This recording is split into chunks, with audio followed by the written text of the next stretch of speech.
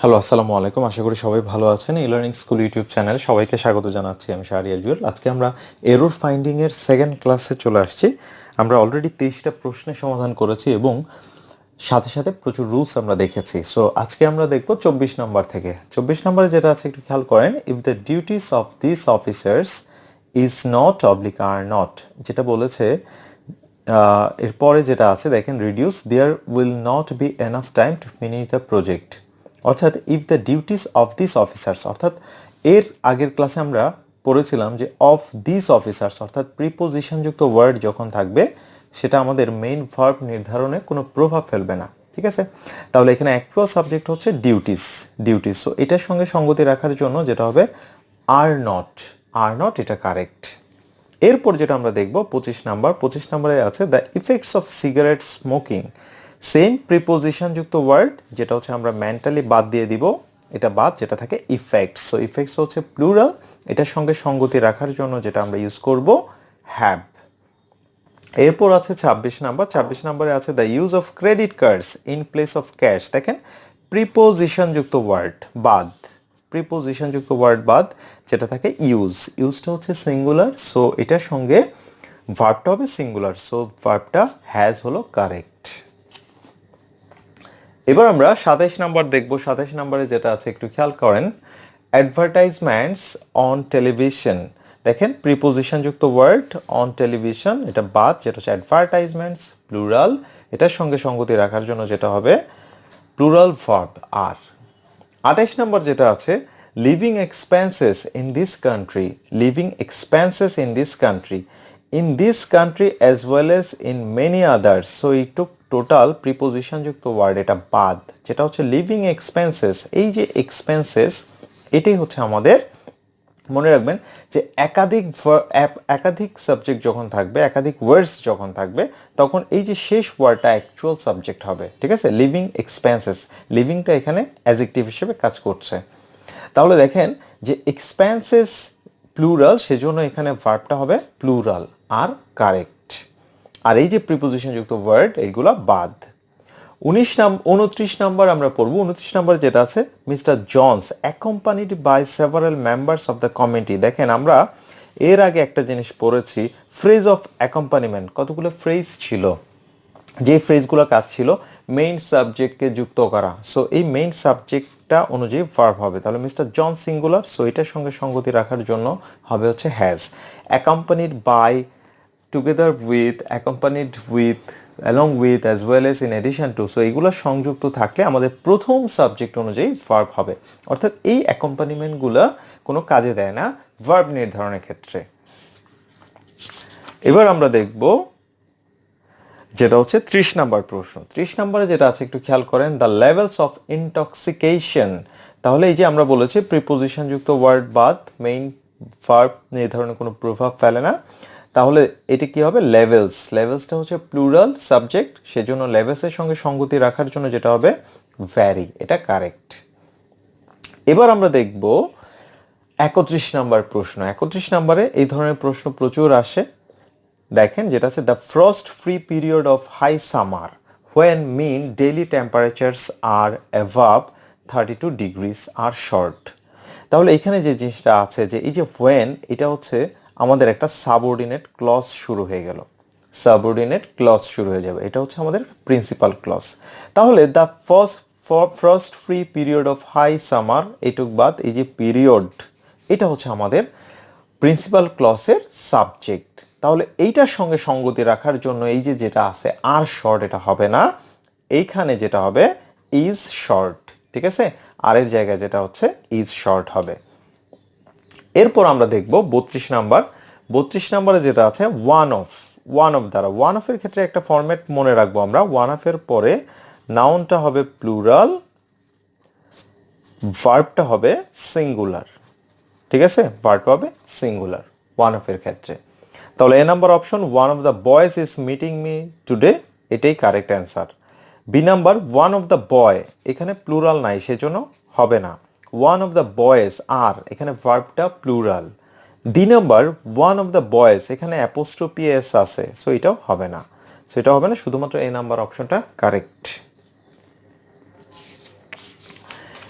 এবার আমরা আরো কিছু প্রশ্ন দেখব।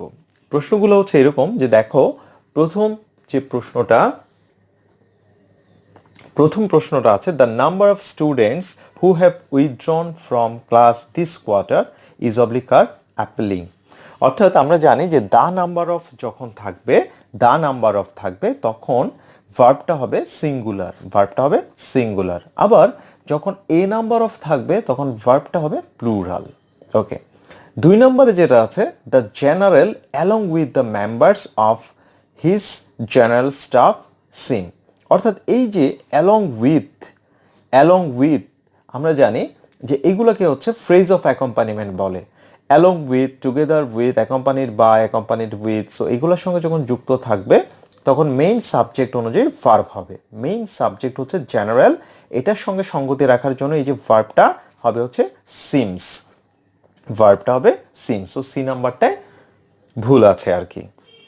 এবার আমরা 3 নাম্বার প্রশ্নটা দেখব। 3 নম্বরে যেটা আছে একটু খেয়াল করেন, in face to face communication it is the expression in the eyes that do the most important communicating. দেখেন নো এরর। সো এখানে আমরা একটা জিনিস মাথায় রাখবো, দ্য মোস্ট ইম্পর্টেন্ট কমিউনিকেটিং। এখানে আর্টিকেল পরে যদি একাধিক ওয়ার্ড থাকে তাহলে শেষ ওয়ার্ডটা নাউন হবে। দ্য মোস্ট ইম্পর্টেন্ট যেটা হবে এখানে কমিউনিকেশন। এটা যদিও নাউন থেকে চলে আসছে, সাবজেক্ট ভার্ব এগ্রিমেন্টের না, এটা নাউনের একটা প্রশ্ন। দ্য মোস্ট ইম্পর্টেন্ট কমিউনিকেশন, এটা কারেক্ট। এবার আমরা যেটা হচ্ছে করব 4 নাম্বার প্রশ্ন। 4 নম্বরে আছে, neither the earthquake or the subsequent fire was able to destroy the spirit of the people. আমরা জানি নাইদারের পরে যেটা হচ্ছে সঙ্গতি রাখার জন্য অর না হয়ে নর হবে।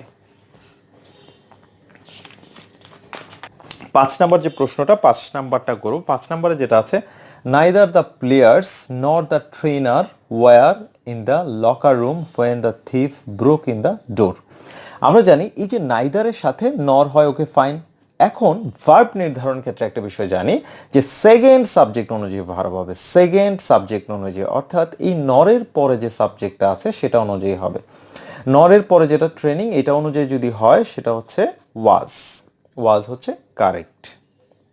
6 নম্বরে যেটা আছে, if anyone calls while we are in the conference tell them I will return the call after the meeting.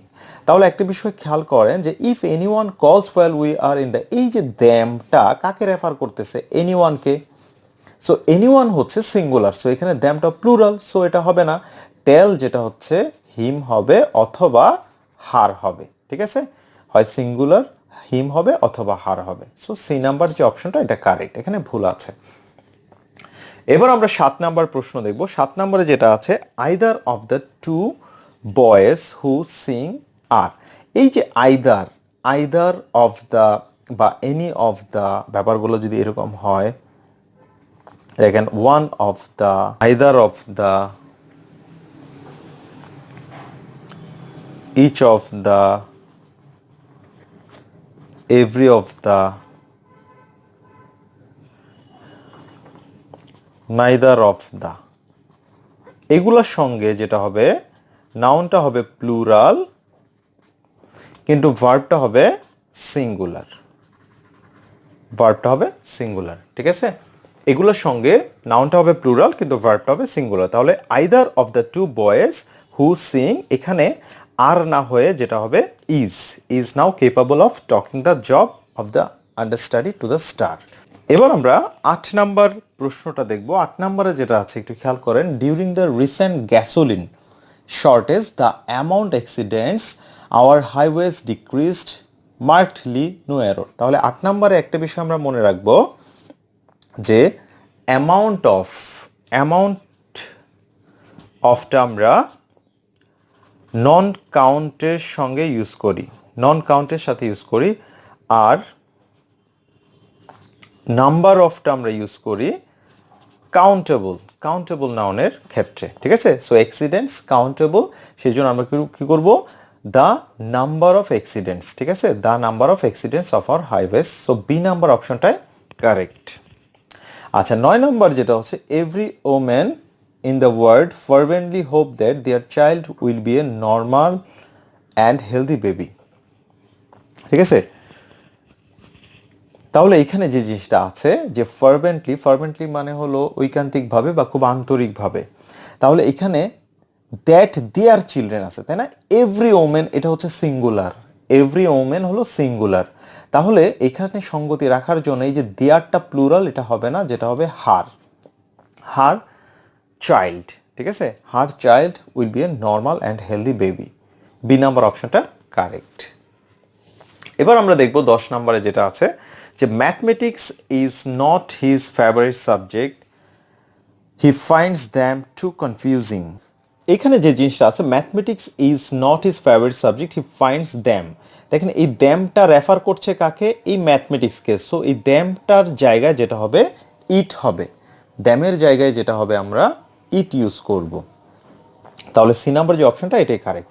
So এই ছিল আমাদের ভিডিও। আমাদের ভিডিওটি ভালো লাগলে অবশ্যই শেয়ার করবেন, সাবস্ক্রাইব করবেন এবং পাশের বেল আইকনটি ক্লিক করবেন। ভালো থাকবেন সবাই, দেখা হবে আরেকটা ভিডিওতে। আসসালামু আলাইকুম।